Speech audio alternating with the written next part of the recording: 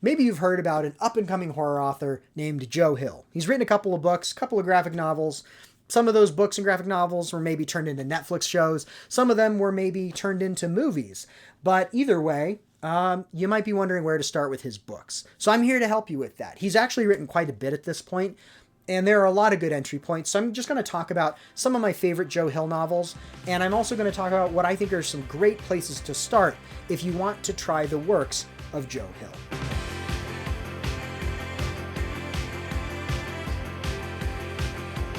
Now, before we get into starting points for Joe Hill and going over his bibliography, I just want to say, if you're not sure if he's going to be an author for you, I think a really good litmus test for him is if you like Stephen King, because stylistically, he's kind of similar to Stephen King. He writes horror set in kind of modern day settings, 90s, 2000s settings generally. It's usually horror, maybe there's some fantasy elements. He sometimes strays into more fantasy, especially with maybe his more recent novels. He has some short fiction collections. He has some longer novels. He also has some graphic novel collections. So there's really a lot of places to start with him. Now, another reason I think he's kind of like Stephen King beyond writing kind of in a similar speculative space and having a little bit of a similar writing style is because he is Stephen King's son. And you can kind of feel that. And I actually think it really works. I think the fear might be if Stephen King's son is writing books, he's either going to be A, just like his dad, or B, he's just published because of who his dad is and he's not that good. And I actually think neither of those things are really true. One, I think Joe Hill's a very talented author. I think, well, first of all, he got published before people knew who his dad was. He's, writing under Joe Hill. There was a period of time where no one knew that pen name belonged to Joseph Hillstrom King, which is obviously one of Stephen King's sons. So he kind of broke in through that path because he wanted to do it without relying on his dad's name, which I think is great. But I also think you can see the amount of stuff he's written has really paid off in terms of the quality of his writing, especially through the years. But I also think what's interesting is he is in some ways very similar to his dad.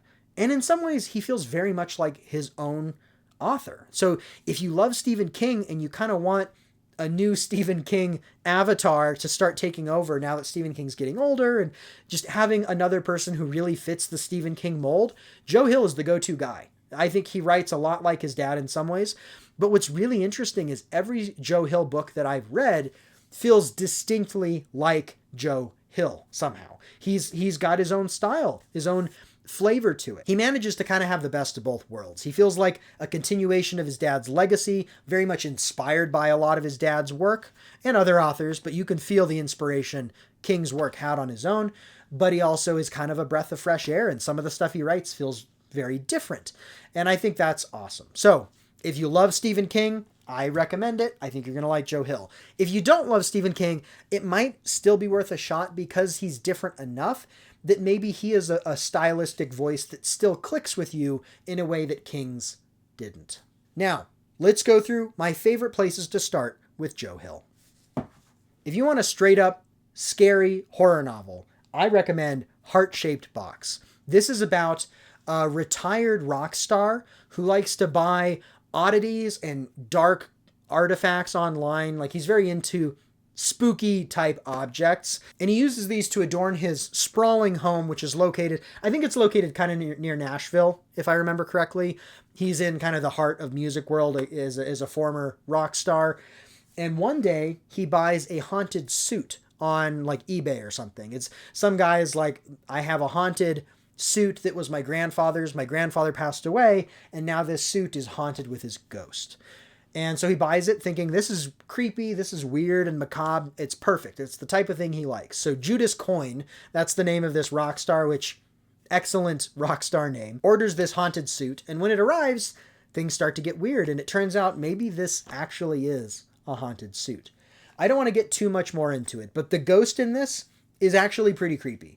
Horror doesn't tend to freak me out as much unless it's more existential. But I gotta say, for just like a ghost story, the ghost in this was kind of scary. So if you want a straight up scary story, this is it. And it's interesting. Judas Coin was an interesting character in the whole process of him trying to figure out how to deal with this haunted ghost, this haunted suit, the spirit of this old dead man was really interesting. So there you go. This is my first entry point if you want something that's straight up scary. If you want something that's a little bit more of an investment, like a full-length novel that is horror but has some fantasy elements and also has a coming-of-age story, I recommend Nosferatu. This is a book about a young girl named Vic McQueen who has a special ability to find lost things and places, and her magic can like bring her to places almost like she can teleport to places where interesting things are, and she can find lost things. And one day she accidentally creates like a tunnel, a magical tunnel, while riding her bike, and she ends up in a place called Christmas Land, which is a magical, almost like pocket dimension that is controlled by a creepy and terrifying madman named Charles Manx. Charles Manx is kind of a sociopath who goes around collecting children, and he brings these children back to Christmas Land where they have to live, and things get weird. Like the kids become weird. You know, something is going on. Like they become little monster kids. And I don't want to get too much into it, so you can read it and experience it, but it's creepy, right? Now, Vic McQueen has an encounter with Charles Manx as a kid and kind of bests him in a way. Years later, as an adult, she's almost forgotten this whole incident with Charles Manx. She maybe barely even remembers it. And then one day, her kid goes missing and is taken by Charles Manx, and she now has to hunt him down. So this story kind of jumps timelines a little bit, where we have Vic McQueen as a kid, Vic McQueen as an adult trying to get her kid back, and this whole saga of her fighting against Charles Manx and Christmas Land. This is great because it's creepy, it's got some crazy fantasy elements, it's definitely also a horror novel, the character work's good, you get to follow Vic and some of the friends and kind of the misfits that she meets throughout her life who support her and kind of help her in her ongoing struggle against Charles Manx. Nosferatu was my first Joe Hill book, and it worked really great as an entry point. I think it showcases a lot of the things he does well, from character to world to horror to just the kind of quirky style that he has. If you want something a little shorter, I highly recommend Strange Weather, which is a collection of 4 novellas. And I actually loved all of these. They were all really interesting stories in different ways. I think Joe Hill's pretty good at the shorter form of fiction as well. It starts with a story about a kid who finds a camera, and if you take pictures of people with it, it starts to like capture their essence over time.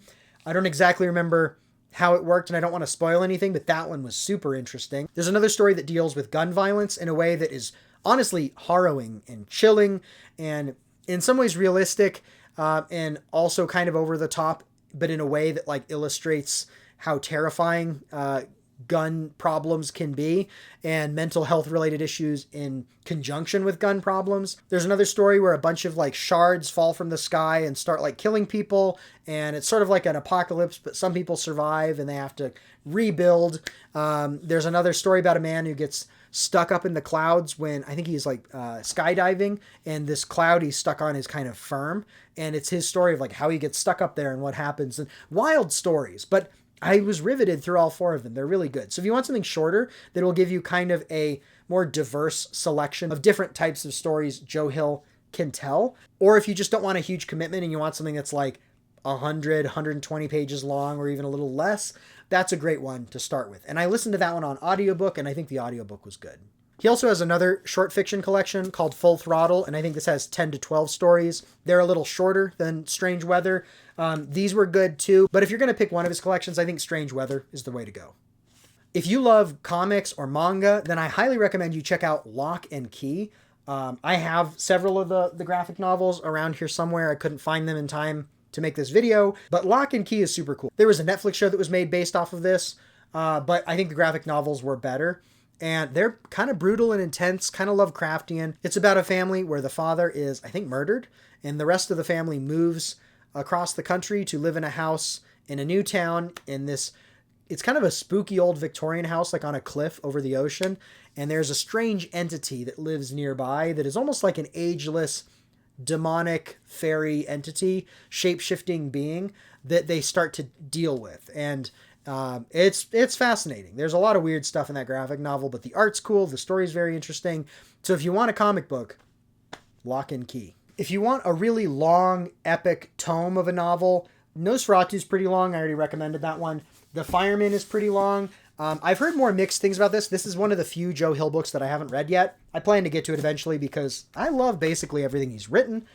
So I'm hoping I will like this somewhat, but I have heard more mixed things, so maybe not the best starting point. But I think his magnum opus is King Sorrow. This is his latest novel. It just came out like 2 months ago.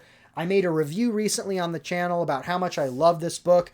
I think this showcases everything Joe Hill does, from incredible character work, incredible bombastic action sequences, coming of age story, kind of a culmination of friendship and relationship dynamics, some that go well, some that sour, the tension between friends, moral decisions around how you would use a super weapon like a dragon. If you could summon a dragon once a year to kill somebody, would you do it and how?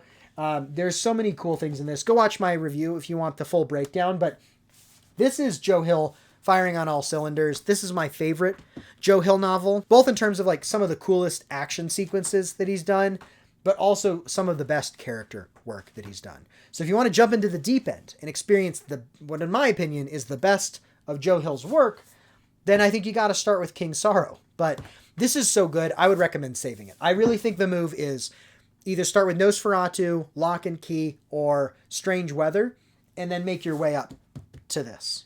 Either way, Joe Hill has a lot of great books. I think he's an incredible author who is starting to rival the quality of his dad, Stephen King. And some of his novels even have little callbacks to Stephen King novels, which is fun. But yeah, Joe Hill's great. I'm excited for the books he's going to write. He's apparently going to be writing more often. There was like an 8-year gap, I think, between 8 or 9 year gap between The Fireman and King Sorrow. But supposedly he's going to try and write a book a year for the next 10 years. So hopefully we're going to get some more Joe Hill soon. In the meantime, read these. Come back and tell me what you think. If you have read anything by Joe Hill, let me know. What's your favorite Joe Hill novel? Where would you recommend people start with it? I'd love to hear that and more in the comments. And as always, thank you so much for watching and for talking about books. It's one of my favorite things to do, and I'm glad we could do it together.